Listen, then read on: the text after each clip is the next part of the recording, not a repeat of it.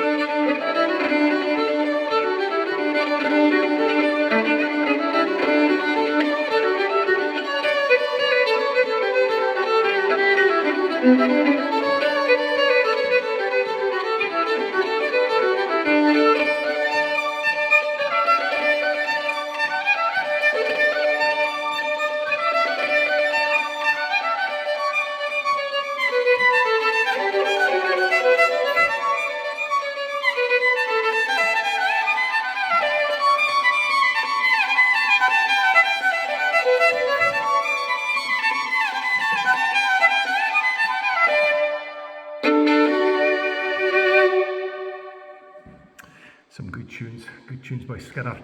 Quite contemporary actually, feeling, considering they were written over around 20 years ago, quite modern. So anyway, you'll like to excuse me, I cut myself with my razor after I come out and it's still, I'm still leaking, it looks like I've had Sweeney Todd at me. So we'll just keep going though. And I think I'm at the point where I'm going to pass out quite yet. Set of tunes by Nathaniel Gow now. He was one of Neil Gow's sons, best Kent with the Sons, well regarded composer in his own right. This is Miss Sally Hunter of Thurston, followed by Margaret Brown's favourite, Lady Charlotte Campbell, the Strathspey, and then the reel is Loch Earn.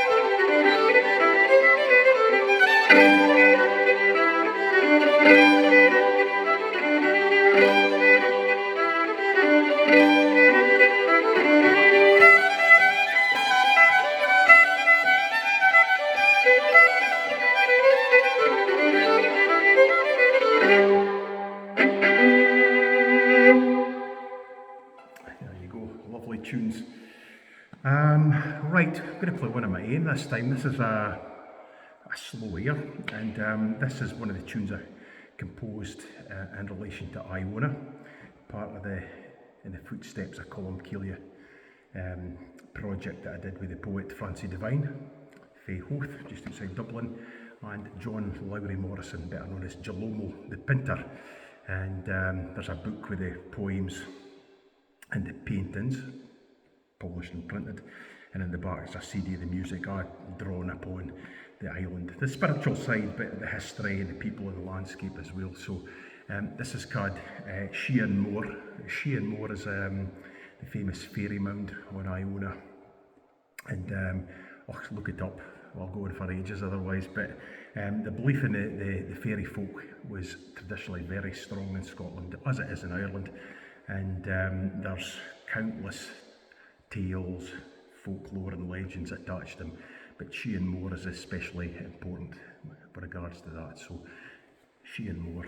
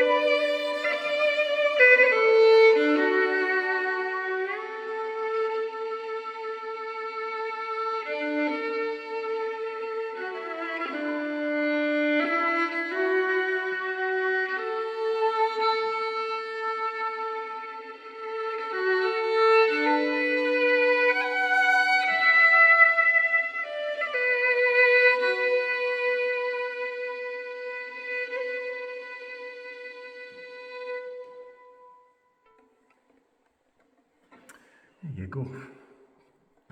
Right, going to attempt something that's a bit tricky. This is Tullach Gorham, which is a tune I've played for years, but this is Tullach Gorham with James Scott Skinner's variations, which I ended up challenging myself to learn, and I didn't used to like them, but actually I quite like them, but they're quite tricky. So we'll see if we'll get on with this anyway. Tullach Gorham.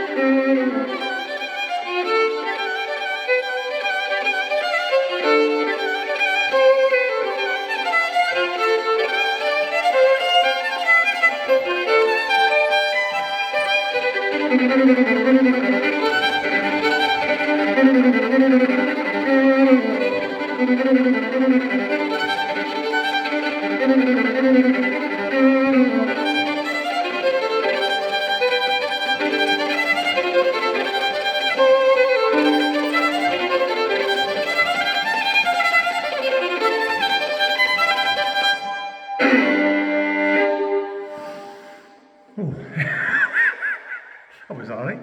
Went alright. It's easy to get hypnotised by your own playing in here. Just the sound is so immersive. So I'm kind of glad I got through that. Right, I'm going to play another nice easy tune by James Scott Skinner. This is an air with variations called Back to the Hills.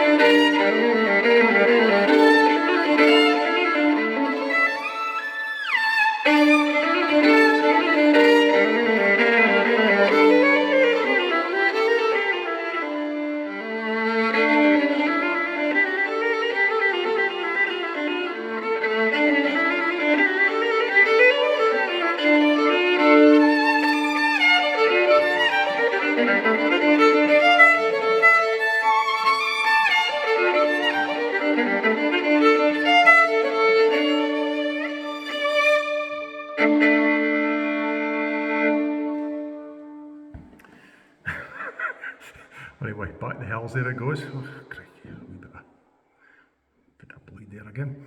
Right, start with a jig this time. I've seen of my own tunes called Return to Kincraigie. Kincraigie's the farmhouse that I bide in with the family. We're showing in the boys and the dog. And follow that with an old jig called The Sailor's Wife, and then The Deal Among the Tailors, which is it's a real messed Scottish fiddler should ken, I would imagine. But it's a brilliant tune.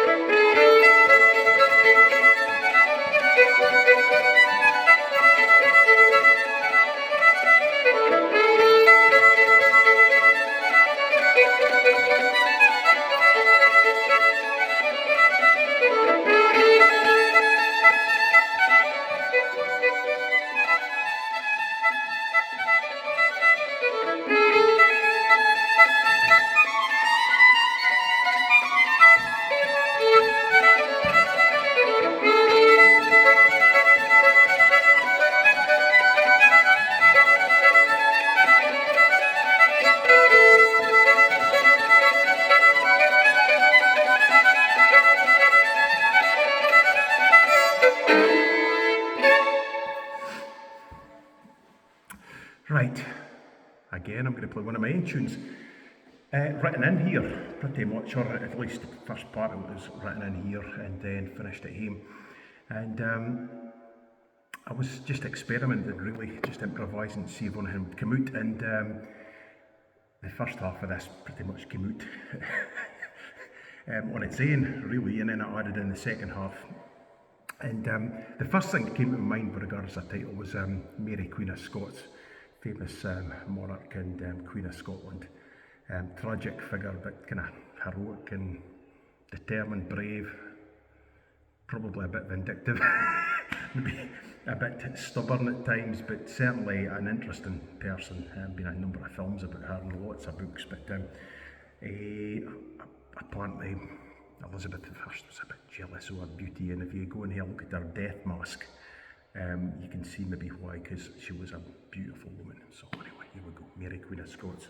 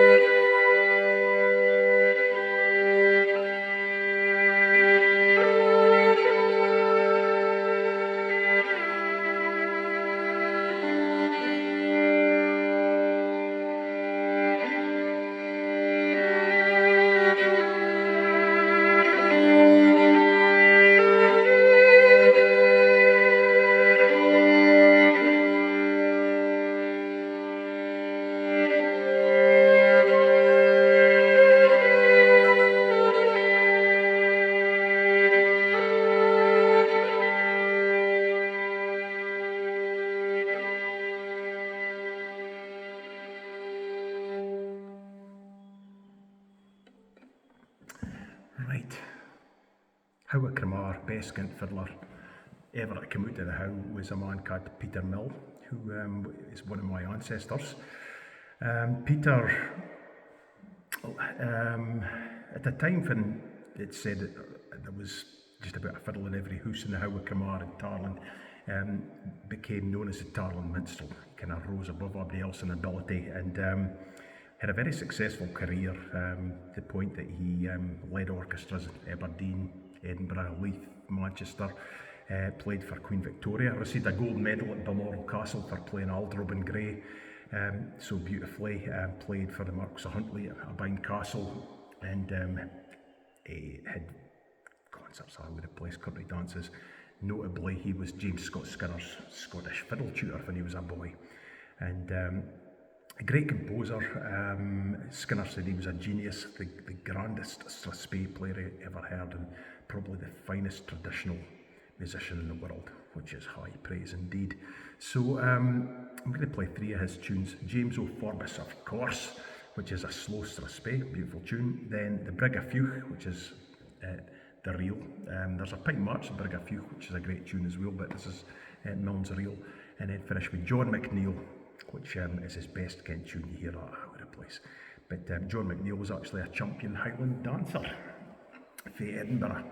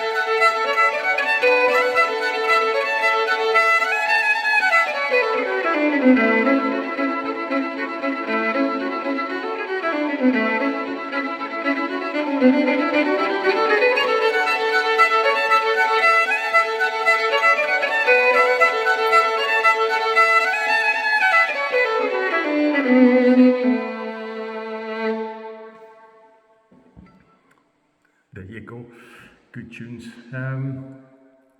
Right, I'm going to play, since I'm in the How of Cramar, one of my own tunes. This is The Beauty of Cramar before me. Written one evening in the summer, just overlooking the landscape really from my front door.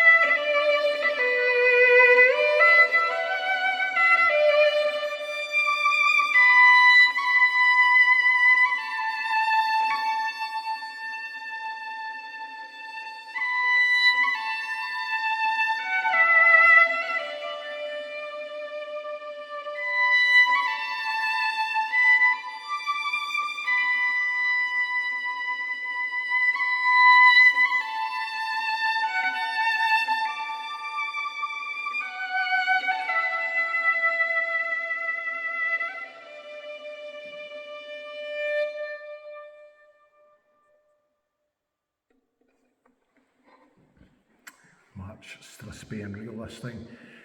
Pike March to start, great tune called The Braes of Castle Grant, followed by the Strathspey Earl Grey by William Hill, and the Waverley Ball to finish.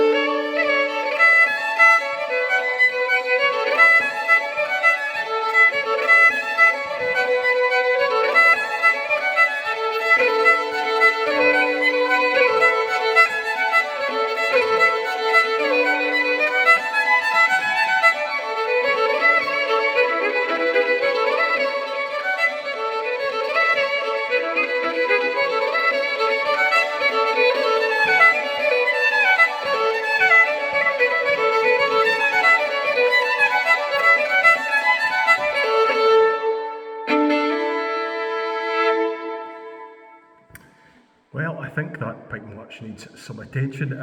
Didn't quite go to plan. I'm not sure quite what I did, but it didn't go properly. Anyway, kind of hungover. Moving swiftly on. This is another tune by James Scott Skinner called Cargarth Castle.